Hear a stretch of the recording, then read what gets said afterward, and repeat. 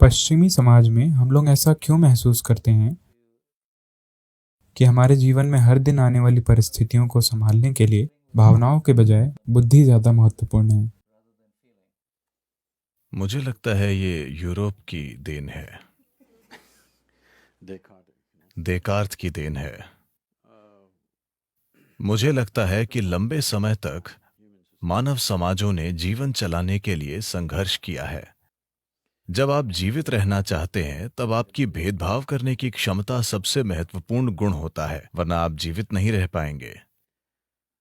जब तक हम ऐसे समाज नहीं बनाते जहां सभी अपना जीवन चला सकें, तब तक ये नहीं रुकेगा।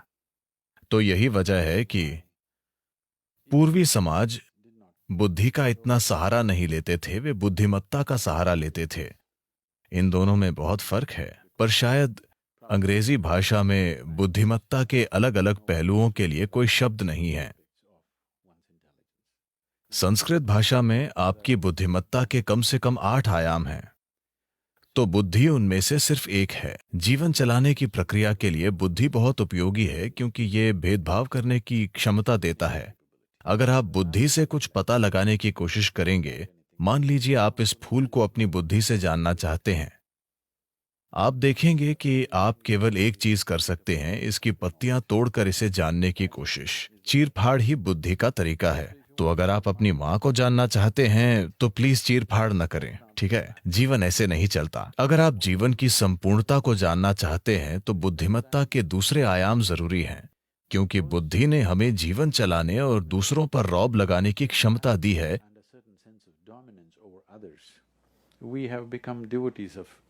इसलिए हम बुद्धि के भक्त बन गए हैं। बुद्धि एक अद्भुत चीज है, कोई सवाल नहीं है, पर आपको समझना होगा कि इंसानी बुद्धि उस सीमित जानकारी के आधार पर काम करता है जो इसने इकट्ठी की है। ये बिल्कुल नई चीज नहीं खोज सकता। आप जो पहले से जानते हैं उसी को प्रोजेक्ट करके दूसरे आयाम की कल्पना करते हैं, और आप अपनी जानकारी से कभी भी किसी अनजान आयाम में प्रोजेक्ट नहीं कर सकते। इसीलिए मैं कहूंगा कि पश्चिमी समाज लंबे समय से ट्रेडमिल पर दौड़ रहे हैं। वे बहुत भागते हैं और फिट हो जाते हैं, पर वे कहीं नहीं पहुंचते। हाँ, फिटनेस बेशक होती है। ठीक है, अगर इंसानी पहचान और उसके झूठे रूपों से जुड़ने की बात करें, तो हम हमेशा एक खास पहचान क्यों पाना चाहते हैं? मेरा मतलब है कि पेंसिल्वेनिया में हर कोई सफ़ेद खूंटों के घेरे वाला एक बड़ा घर क्यों चाहता है? ऐसी चाहत कहाँ से आई है? क्योंकि ये समाज ऐसा है। रोल मॉडल का विचार बिल्कुल पश्चिमी विचार है। कुछ महीने पहले यहाँ एक महिला मेरा इंटरव्यू ले रही थी और उन्होंने पूछा, आपका रोल मॉडल कौन है सद्गुरु? मैंने कहा, मैं मॉडलों के साथ रोल नहीं करता। ऐसा विचार कभी मेरे अंदर पैदा नहीं हुआ। ऐसा कभी नहीं हुआ। मैं खुद को किसकी तरह बनाऊं, ये हमारे मन में ही नहीं आता, क्योंकि पूर्व में हमेशा ये देखा जाता है कि कैसे अंदर की ओर मुड़ें और अपनी गहरी क्षमता की खोज करें, न कि बाहर किसी और की तरह बने। ये चीज भारत के स्वाभाविक लोकाचार में है कि आप कोई और इंसान नहीं बन सकते। आप कभी भी और नहीं हो सकते, आप सिर्फ आप हो सकते हैं। और अपनी पूरी क्षमता को कैसे विकसित करें, यही सब कुछ है। पारंपरिक यौगिक उदाहरण कुछ ऐसे होते हैं। एक आम का पेड़ नारियल के पेड़ को देखकर सोचता है कि ये पेड़ लंबा है, मुझे भी ऐसा बनना है। वो एक अच्छा आम का पेड़ नहीं बन पाएगा। जीवन का हर रूप अनूठा है और उसका अपना महत्व है। जीवन के लिए बस यही जरूरी है कि उसके पूरे विकास के लिए जरूरी पोषण दिया जाए। अपना पूरा विकास करना ही वो इकलौता काम है जो आप कर सकते हैं, वरना आप दिखावा करते रहेंगे। तो समस्या ये है कि जब आप अपने बुद्धि से जिएंगे तो दो बातें गहराई से जुड़ी हुई हैं। जब आप अपने बुद्धि से जिएंगे तो आपके पास जानकारी बहुत होगी, पर आपको पता कुछ नहीं होगा। यही आधुनिक शिक्षा है। लोगों के पास जानकारी बहुत है, सभी बड़ी बातें कर रहे हैं। डिनर पार्टीज में आप देख सकते हैं, लोग धरती और मंगल के बीच की सटीक दूरी वगैरह बताते रहते हैं, पर इसका फायदा क्या है?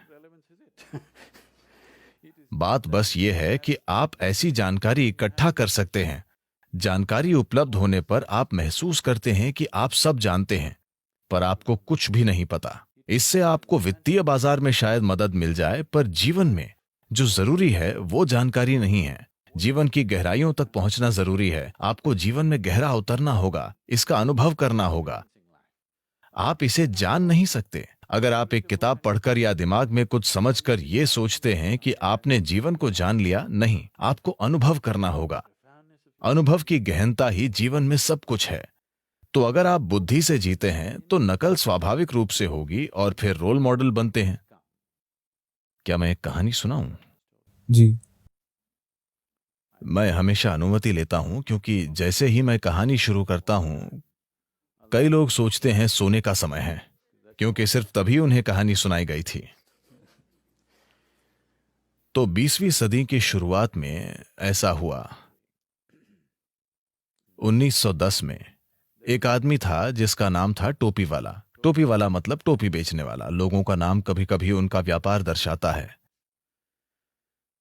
तो वो भयंकर गर्मी में गांवों और शहरों में जाकर टोपी बेच रहा था। एक दिन दोपहर में वो थक गया था, तो वो एक पेड़ के नीचे बैठा, थोड़ा सा खाना खाया और सो गया। थोड़ी देर बाद उसकी आंखें खुलीं तो उसने देखा कि सभी टोपियां गायब थीं।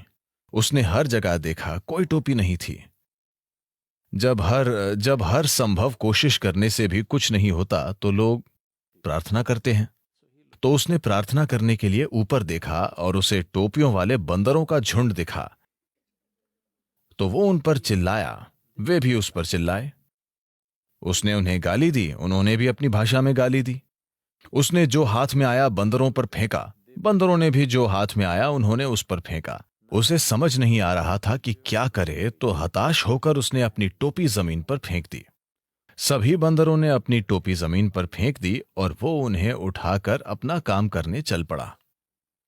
2013 21 दिसंबर एक और आदमी टोपी बेचने निकला। उसका नाम भी टोपी वाला ही था और एक दोपहर वो एक पेड़ के नीचे जाकर बैठ गया। उसने अच्छे से खाना खाया, क्योंकि 21वीं सदी थी, और तुरंत सो गया। कुछ समय बाद वो जागा, टोपियां गायब। उसने इधर उधर नहीं देखा, सीधे ऊपर देखा। बंदरों का झुंड टोपियां पहनकर बैठा था। वो उठकर नाचा, वे भी नाचे। उसने अजीब से चेहरे बनाए, उन्होंने भी अजीब चेहरे बनाए।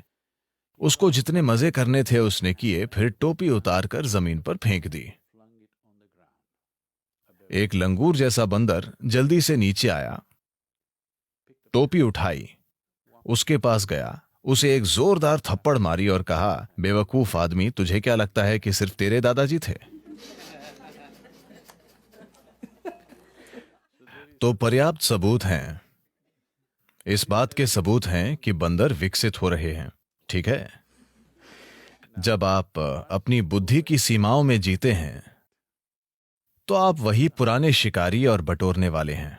शायद मांस, चमड़ा, हड्डियां और जानवरों के दांत इकट्ठा करने की बजाय आज आप जानकारी बटोरते हैं। आपको मंगल और सूरज के बीच की दूरी वगैरह पता है।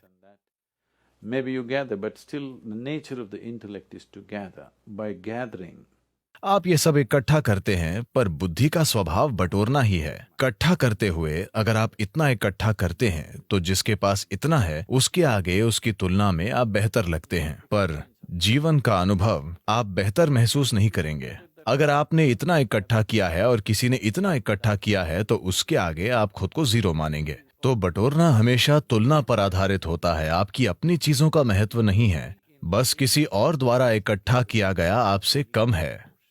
या दूसरे शब्दों में कहें तो आप किसी और की कमियों या असफलता का आनंद लेना शुरू कर देते हैं। तो यही बुद्धि का स्वभाव है, क्योंकि ये इकट्ठा की गई चीजों पर जीवित है।